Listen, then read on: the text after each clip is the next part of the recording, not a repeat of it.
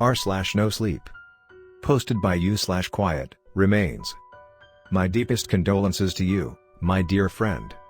I cannot possibly know what misery you have endured to end up here, where I once stood.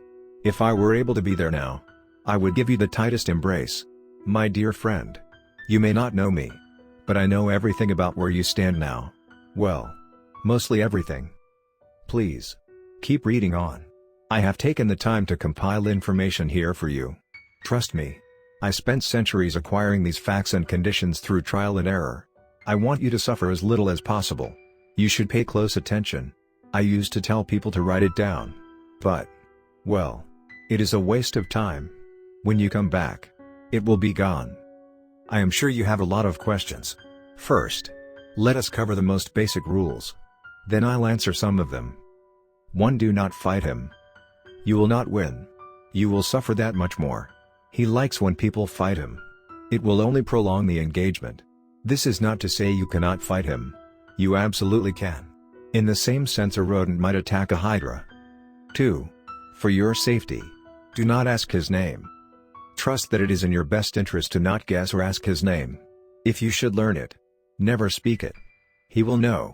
For all intents and purposes, I will only refer to him as Jack. Jack was the first. 3. Speak to no one about Jack.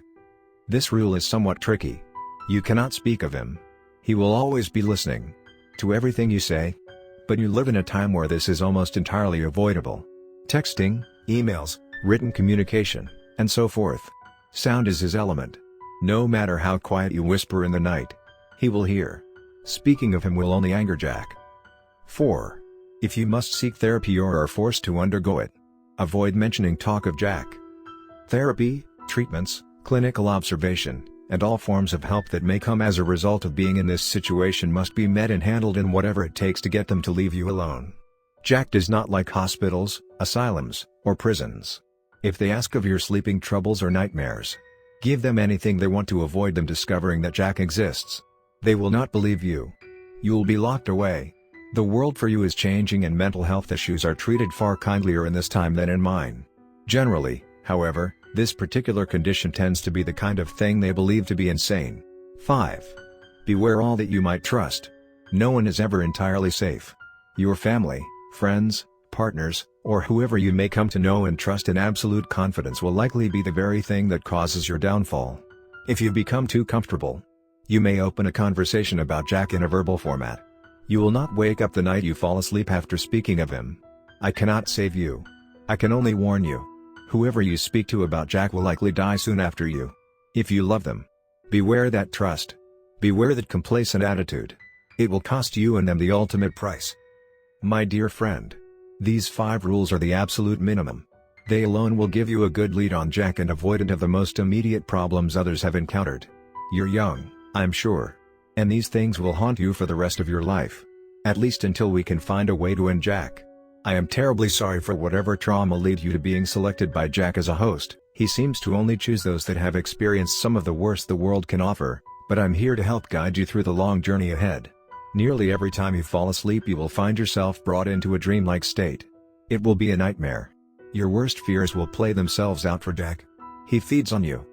These nightmares you experience are combinations of world events, personal traumas, and some of the worst moments a human has ever felt. I cannot tell you the order of the events you will be forced through. However, I know from my experience that in my time I was beheaded in many dreams. The earliest date I can recall vividly was August 28, 1648. Executed by means of firing squad. I have wondered if this was about the time Jack came to be. However, I would believe he came about far earlier than that even. 350 AD is my best estimate. I believe our mutual tormentor was born of genocide. But these are all just guesses and I am sure irrelevant to you right now. Pardon me for rambling. You would think by now I'd be more concise. But I still am long-winded. Still, please keep reading, my dearest friend. I have more rules you should follow to ease what you can of your suffering. Read on. 1. Do your best to always ensure there are multiple sounds occurring at once. In your age, this is extremely easy. I am almost jealous, my dear friend. I had to have different birds and animals for this. You can use computers and phones to create multiple streams of different audio. Jack will often leave you alone with various sources of sound to distract him. 2. Never live alone. Animals help, but they are not enough. You should never live alone. You can probably go a few days alone. Weeks even. But months or more and you will find yourself with a horror I wish I could say no one knows. Jack for all intents and purposes only exists in you. He typically cannot take a physical form in the real world. However, if he is allowed to harvest from your sleeping state for an extended period of time without another heartbeat to distract him, he will start slowly manifesting in the real world. The longest a host has gone living alone was a year and 22 days. Jack drove them insane and consumed their body. 3. Suicide is not a viable option. I will not give you a speech here about it. But I have watched many try to end their lives after the reality of their predicament settled in. Drugs will not work. Cutting will not work. Hanging will not work. Impact will incapacitate but you will survive. The short of it is that your only options for suicide that I have seen work is entirely eradicating the brain with bullets, or lava. Both seem to work. I will not detail how. If you are foolish enough to attempt suicide, let me assure you, there is no peace on the other side. Jack will consume your very being. You exist as a food source. When you die, he will eat everything instead of a tiny bit at a time.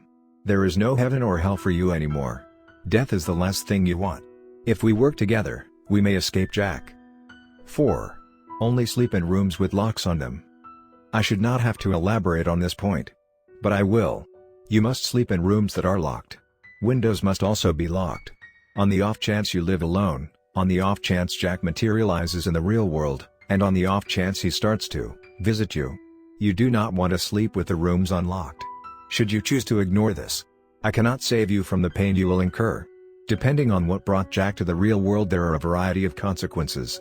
If you opt to fight him, he will visit you. Rule 1, my dear friend. Do not fight him. You will suffer that much more. He likes when people fight him.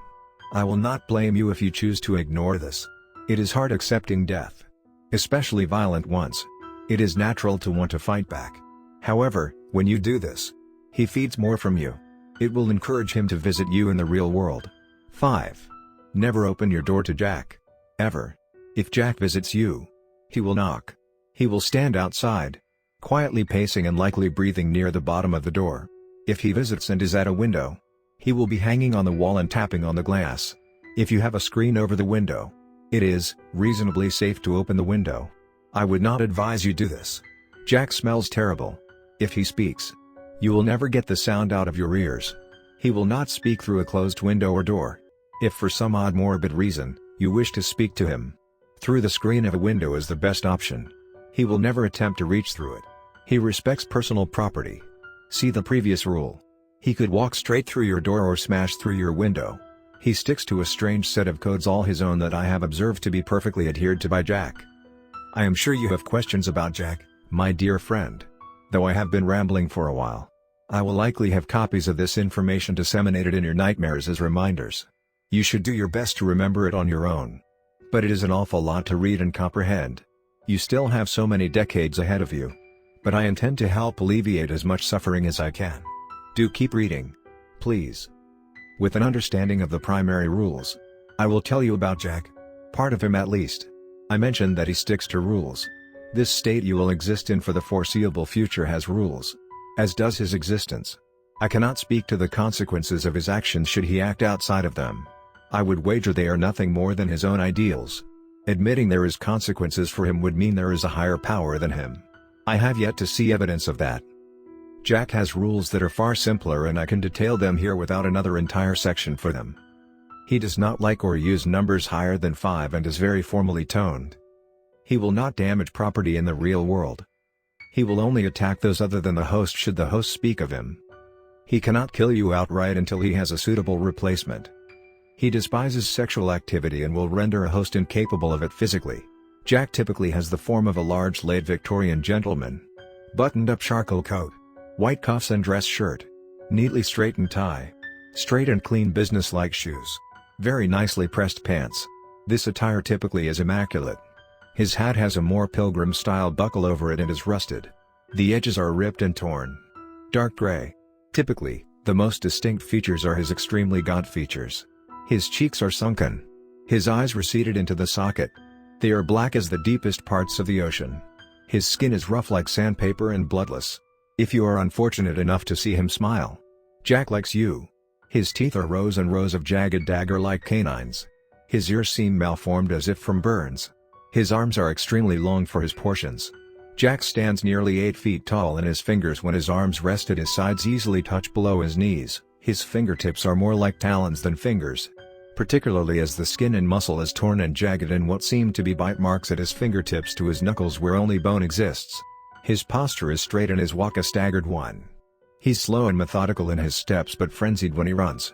The smell he seems to radiate even in nightmares is horrendous. Have you ever smelled burned flesh, my dear friend? If not, you will have soon. Jack reeks of death and burnt flesh. It is nearly incapacitating in close quarters. Now, I usually describe Jack last because I want you to remember the rules first and foremost. But I think there is one more point to mention, my dearest friend. There is no peace for you anymore. Did you recall that from earlier? Hell, nor heaven will accept your soul so long as Jack manifests himself in it. You will live longer than most with his presence. But he will lead away everything and everyone of value. As you grow older you'll understand. You'll understand the loneliness of having a secret demon truly harvesting your very being. You'll understand why I can't leave without trying to help others find their way to freedom. I am sorry, my dear friend. Truly. It is my deepest condolences to you. No one should have been stripped of their soul so young. But here we are. Do not worry, my friend. We can get through this together.